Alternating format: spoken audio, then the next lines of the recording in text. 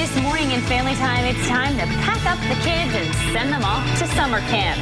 Here this morning to help us answer the question everyone seemed to ask, what should I pack, is our friend Audrey McClellan. Welcome back. Thank you. Have your kids ever taken part in camp, gone off to camp? You know, they've done some swim and some basketball camps, but they've never done that 6 to 8 week away, kind of like the Parent Trap. In my head, that's what I always think what summer camp should be like, but they've never done that before. I've always wanted to. I've always wanted to But a lot of kids will do that, or maybe it's a sleepaway weekend or something. You're always kind of curious, you know, what should we pack in the bag? They give you a rundown, a list of things to pack, but you're going to go over a couple little extras, right? Definitely, yeah, because to your point, I mean, whenever they've done the camp, there's always that, this is what you must bring, the essentials. And, you know, we always hit it, but, you know, there's some stuff that I want them to feel like home, or that there's a piece of mom and dad with them as well. Like even, like you said, even if it's just for a weekend away throughout the summer. Let's get the serious stuff out of the way. You obviously want to keep them safe. Absolutely. And a lot of the times, too, you know, kids might be out and about. I always say to my kids, pop this in your bag. You guys always have a backpack on you. Even when I went to swim camp and basketball camp,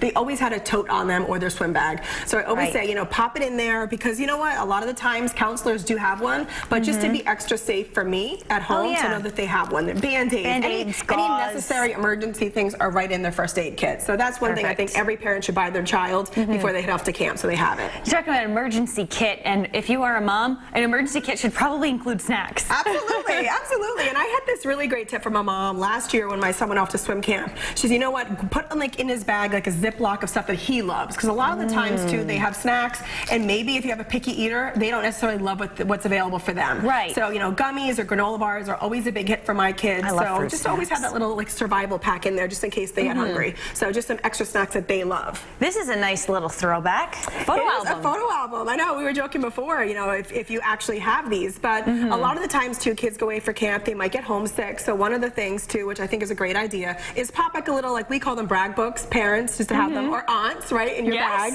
But you know, a little photo book of pictures that they can flip through, siblings. We don't know if they're going to miss the siblings so much while they're away, but if they do, you can kind of have some of these on hand for them to check out at night, or again, if they are feeling that homesickness, they have a slice of home right inside. They see all old photos of their family. So I thought that was a cute little idea to do. And then I have a notebook right in front. Keep a diary on hand. A lot of these kids today, they're so tech savvy, they don't know what it's like to keep like a diary or a journal on hand. Or write a letter.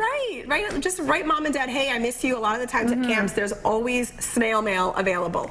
So, and it's always great to get something in the mail from your kids. So always, you know, just pop in, just like a notebook, a cheap notebook that they have right there for them. How about a water bottle too? You know, and again, kind of going back to the point of snacks that they love, always make sure, my kids at home, there are designated water bottles that no boys are allowed to touch. This is Henry's. So not one McClellan boy is allowed to use water bottles. But, you know, to that point too, just to make them feel, okay, listen, like this is my water bottle from home. There's a piece of home with them. So make sure they bring this, and also just to stay hydrated is a smart thing to do. Plus, really smart, because then it's like, oh, I think that was my water bottle. We all now have the same one. Just just make it easy. Specific one. You talked about little touches of home.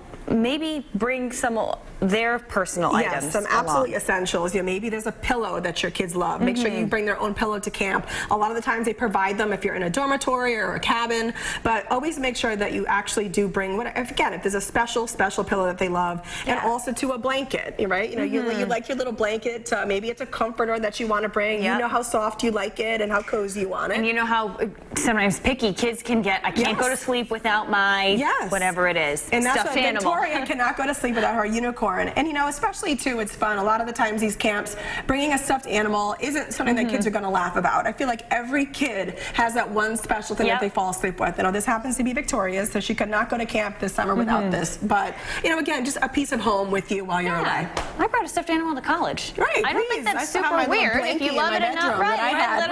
Little touch of home, just a little something. Tuck it away. Absolutely. Awesome, Audrey. Thank you so much. You're welcome. All great ideas to get the family ready for camp this summer.